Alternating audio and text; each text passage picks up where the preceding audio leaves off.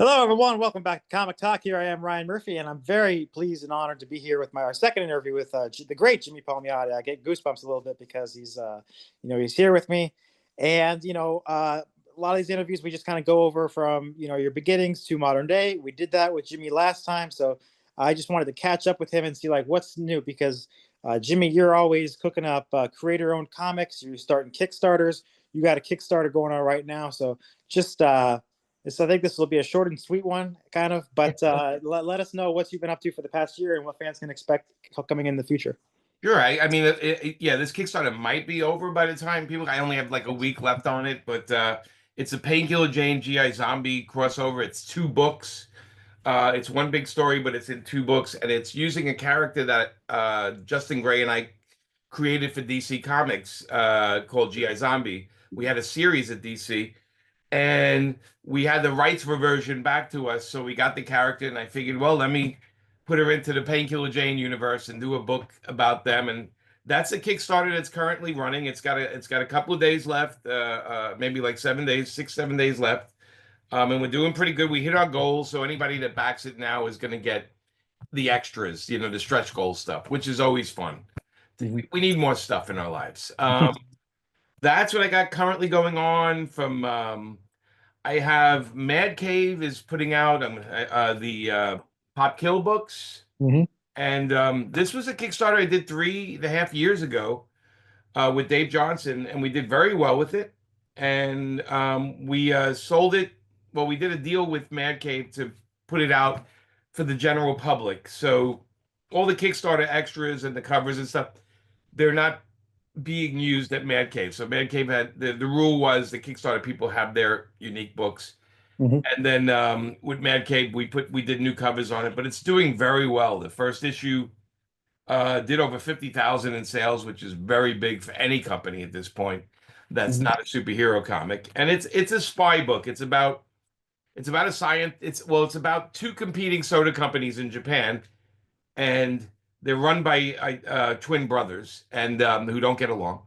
And basically, it's about a scientist who figured out a way to extend the life of carbonation in soda.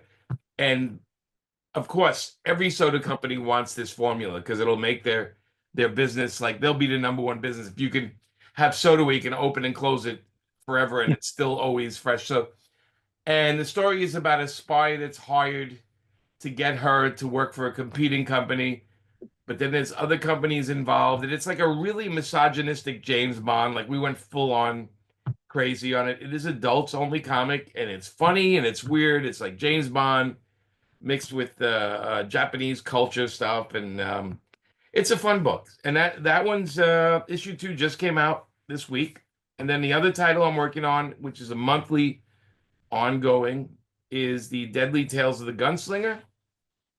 That is done for Todd McFarlane. It is the Gunslinger character, which is their most popular book, but it's set in the Old West, so it's set right after the Civil War.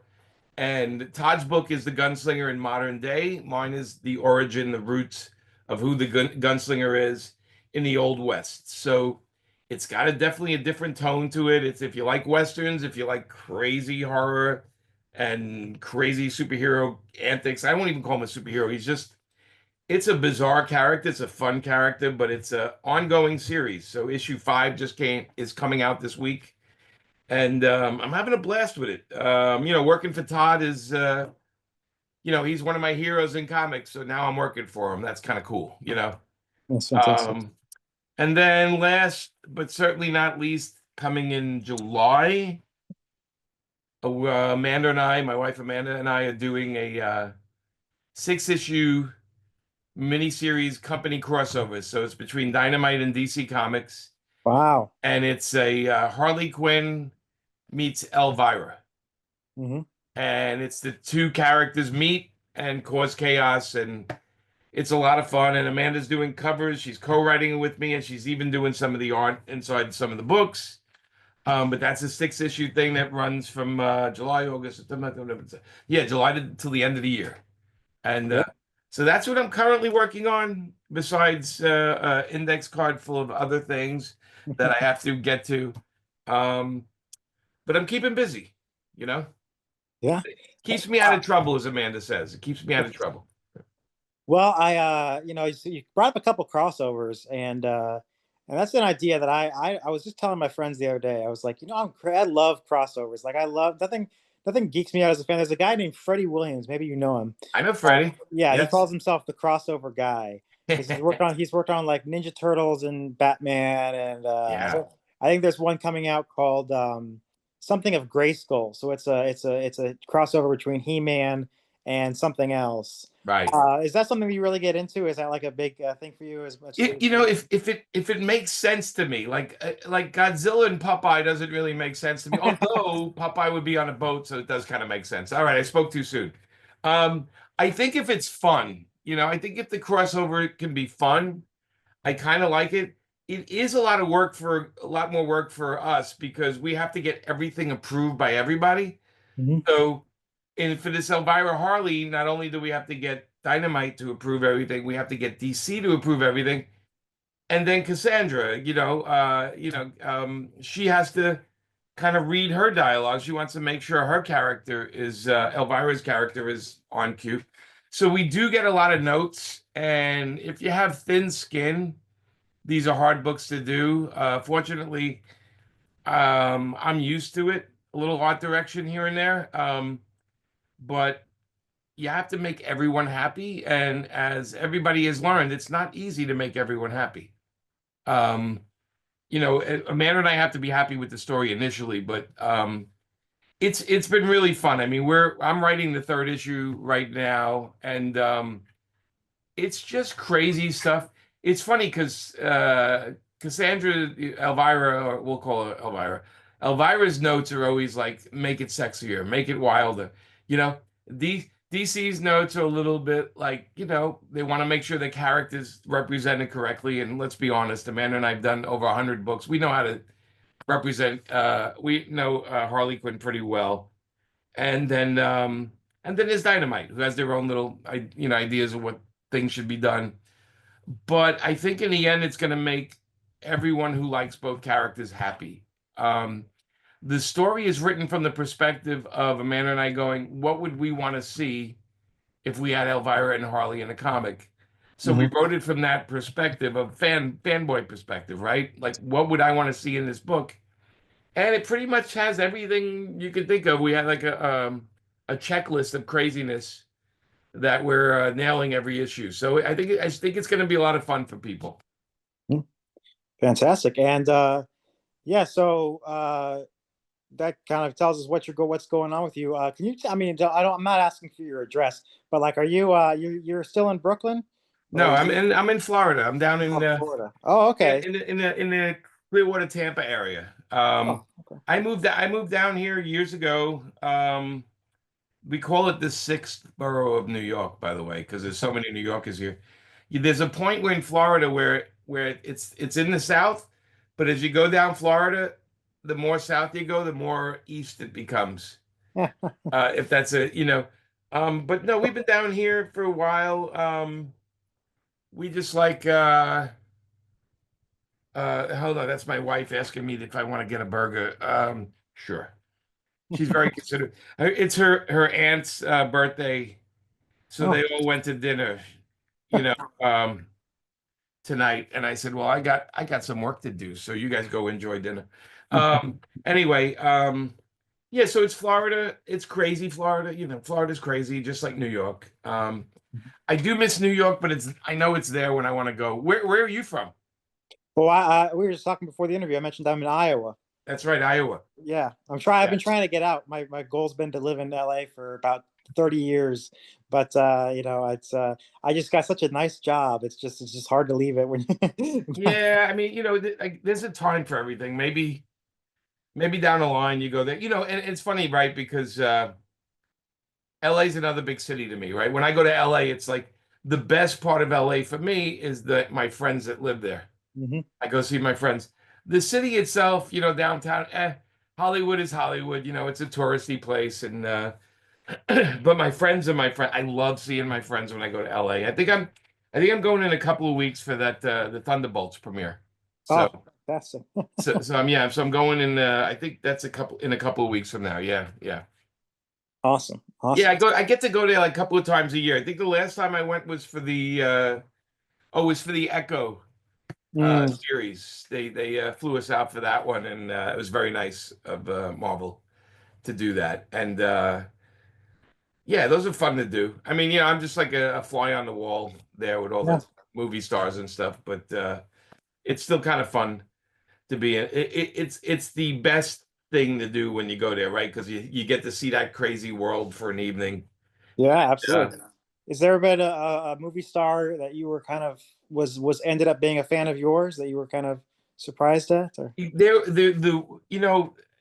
they tell you anything, of course, to make you happy. But I will say, I am a huge fan of the writer Shane Black. okay. Okay. I just love his work from the beginning, the Lethal Weapon movies to everything from Kiss Kiss Bang Bang to the Nice Guys. I've always loved his work. And I went to a convention in Long Beach in California, and he wrote and directed Iron Man 3, or at least I know he directed Iron Man 3, right? And Yes.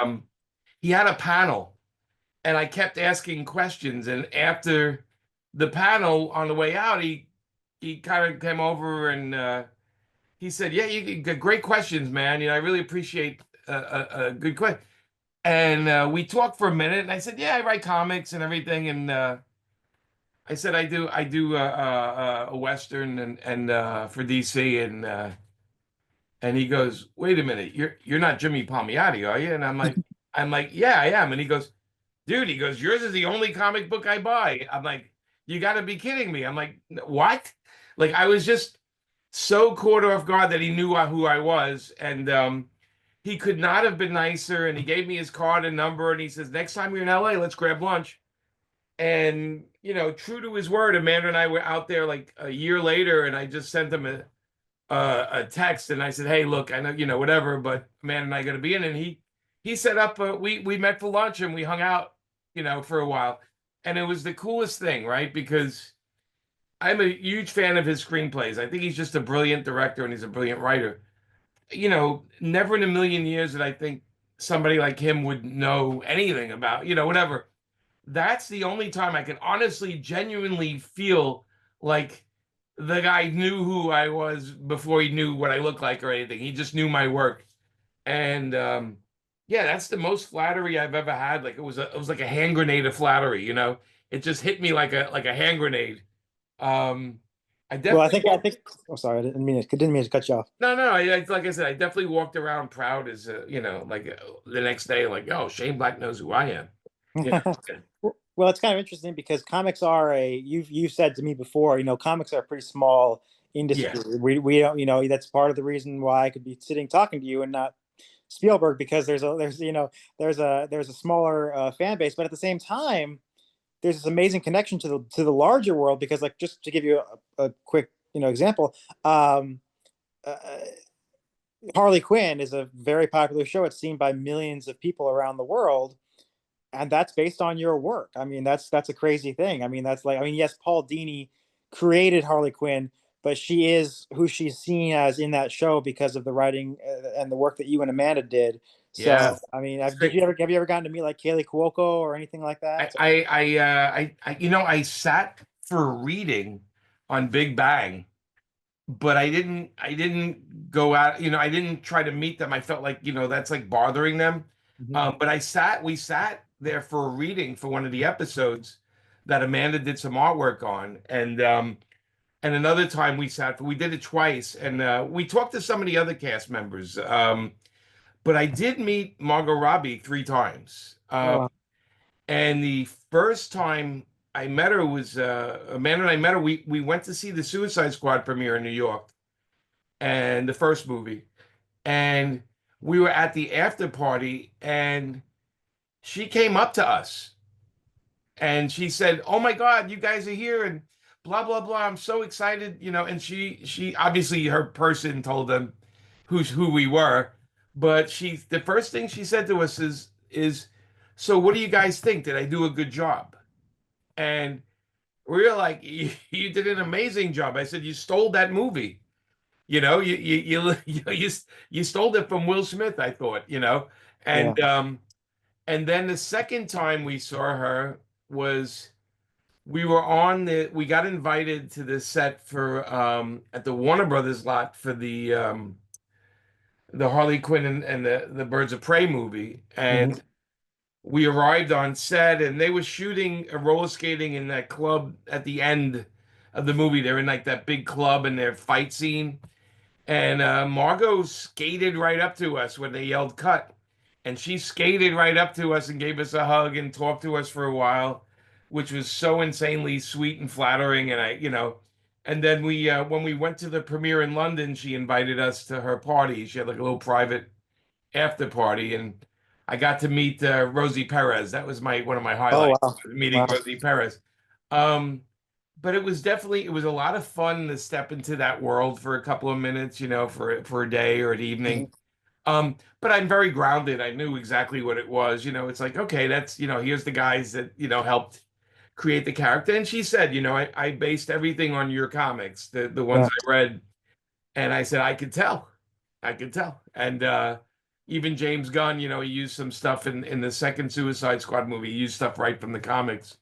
Um, so that kind of stuff is super exciting, and I definitely feel blessed that I've had those moments, because like really just, at the end of the day, it's like, what's the chance, right? What's the chance of that happening? I want it all filmed when it's happening, right? So I can play it back and look at it, but that's not how it works. Well, it's funny, Jimmy, because I sometimes pinch myself that I'm talking to you and I am filming it. There So you go, because you have it. And it's you know what, and it's all it is like that. Like I'll say Shane Black, and 90%, 99% of the world won't know who that is until I start naming his credits, right? And that's how it is basically. We absorb so much every day. And I think it was Walt Disney that did it most, was when Walt Disney Studios came on. There was only one guy. People thought Walt Disney did everything, yeah. right? Hmm. And then as we get older, we realize hundreds of animators and hundreds of designers, and there's a director. Oh, Walt Disney didn't direct that? No, Um, so as we do a deep dive into things, we start realizing the people that behind the scenes. I I don't have an ego with the stuff. I'm happy people enjoy it, and every once in a while, I like to remind people that I did something. I'm like, I did that, or I wrote that video game. Um, but for the most part, I'm just happy, and when somebody like when Margot Robbie comes up to you and flashes you that smile and talks to you for 10 minutes, you're like, that's a movie star. They have this Margot has this presence about her. She's like bigger than life, probably the sweetest person you'll ever meet. She's a genuine, no wonder why everybody likes her. You never hear anybody talking crap about it. She is a genuine, wonderful person. Amanda and I could not say enough about her. She gave us a little bit of time each time, and that's more than we would ever expect from somebody. So it happens once in a while. Not everybody's like. Sometimes you meet the stars and they're, hey, how you doing? Why are you talking to me? Um, it's funny because Dave Johnson and I were at a party, and Henry Cavill was at the party, and we were he had like a circle of security around him, and he was talking to people, and Dave looked at me, goes, it'd be nice to say hi to him. We both work on Superman comics and stuff, and I'm like, we could try, and we walked over, and of course a guy comes up, hey, how can I help you? And we're like, oh, we just wanted to say hi to Henry, and they're like, oh, does he know you? And I'm like, no, we work at DC, we work on the comics. And he heard that. He was talking to somebody, he heard that, and he goes, oh, let those guys come in, they're comic creators, let them come over. And we got to talk to him, and he was of course, he was super nice. He's Superman, right? So, um, but he, like he got all the cool credits for us, you know what I mean? Because he was like, he let us come over and we talked to him for a while, and we're polite. We were like, okay, it's time for us to go. We were taking up Yeah. your time. Um, so that stuff sticks in your head, man. You think about that years from now, and people say, "Oh, Henry Cavill." I'm like, "Oh yeah, I met him once," and I'm like, "Get out of here! You did not." I'm like, "Yeah, yeah, I do. I have a crappy photo of it."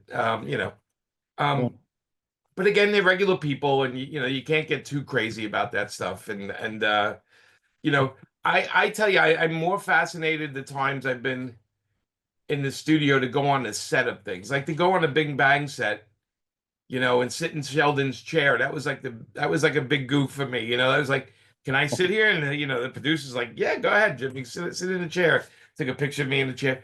You know, it's like goofy stuff like that is sort of my Disneyland for other people.